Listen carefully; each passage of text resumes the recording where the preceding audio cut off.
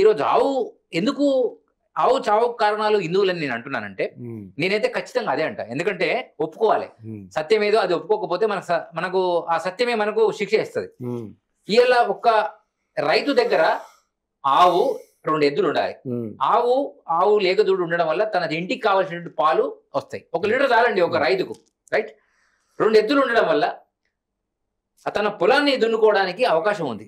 So ఎద్దులు లేకపోవడం వల్ల ఆ గ్రామంలో ఉన్నటువంటి దారు శిల్పి అనేటువంటి మయబ్రహ్మ అనేటువంటి వడ్రంగి దగ్గర నాగలి కాడి మేడి అని చేసుకుని వాళ్ళు బతికేవాళ్ళు, వీళ్ళు సస్యశ్యామలంగా ఉండేది. ఆ ఎద్దుల ఎరువు వల్ల ఆ యొక్క రసాయన ఎరువులు వేయాల్సిన అవసరం లేకుండా భూమి సారవంతంగా మారి గో ఆధారిత వ్యవసాయం జరిగేది.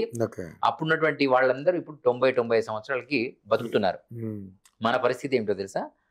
ఈ రోజు గవర్నమెంట్ ఫర్టిలైజర్ ఇస్తుంది దగ్గరుండి, కోరమండలి ఇస్తుంది. అంటే చావుకు దగ్గర కావడానికి గవర్నమెంటే సప్లై చేస్తుంది. చావడానికి రెడీగా రైతులు ఉన్నారు, ప్రజలు కూడా ఉన్నారు. ఎందుకంటే వీళ్ళకు గో ఆధారిత వ్యవసాయం యొక్క లక్ష్యం తెలియదు.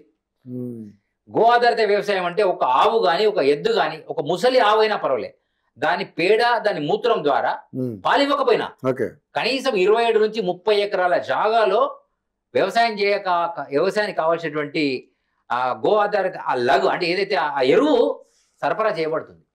ఒక్క ఆవు, అది ముసలిది కానీ వయసుది కానీ పాలిచ్చినా ఇవ్వకపోయినా. ఇంకొకటి, ఆవు లేగదూడని పెట్టినటువంటి ఆవు పేడలో మాత్రమే మనకు నత్తలు పుడతాయి. అంటే తెలుసా మీకు, ఎర్రలు అంటారు, భూమిలో పుట్టేటువంటి. అది భూమిని సాగు చేస్తుంటది. మనం స్వయంగా కూరమండలు యూరియా వేయాల్సిన అవసరం లేదండి. సో ఇది ఆ ఆవు యొక్క ప్రాధాన్యత. ఇది తెలియనటువంటి రైతు నిజంగా జై జవాన్ జై కిసాన్ అన్నారు. ఇప్పుడు జై జవాన్ ఏమనాలి, జై కిసాన్ సాగుకు దగ్గర అయిపోయారు. అక్కడ సైనికుడు ఇక్కడ తుపాకీ పట్టుకొని భార్య పిల్లలకు దూరంగా ఉంటూ మంచు కొండలలో తిండి తినక జలపాతాల్లో ఉన్నటువంటి సామాన్యమైనటువంటి భోజనాలు చేసుకుంటూ సమయానికి పుట్ట కాల్చుకుంటూ యుద్ధం చేస్తున్నారు శత్రువులతో. కానీ లోకల్లో ఉన్నటువంటి వాళ్ళు శత్రువులుగా తయారైపోతున్నారు. ఏం శత్రువులు అంటే ప్రాంతీయ భేదాలు. నంబర్ 1, ప్రాంతీయ భేదము చాలా ప్రమాదం. ఎంత ప్రమాదం అంటే మనకు జనగణమన చదువుతాం. జనగణమన అధినాయక జయ హే భారత భాగ్య విధాత పంజాబ్ సింధు గుజరాత్ మరాఠా ద్రావిడ ఉత్కళ వంగ వింధ్య హిమాచల ఉచ్చల జలవిత రంగ తవ శుభ నామే జాగే తవ శుభ ఆశిష మాగే గాయే తవ జయ గాథ. జనగణ మంగళ అనేటువంటి జనగణమనలో ఈ భారతదేశంలో ఉన్నటువంటి అన్ని రాష్ట్రాల ప్రజలు ఈ భారతదేశంలో సుభిక్షంగా ఎవరు ఎక్కడైనా బతుకొచ్చు అనే ఒక సిద్ధాంతం వచ్చింది.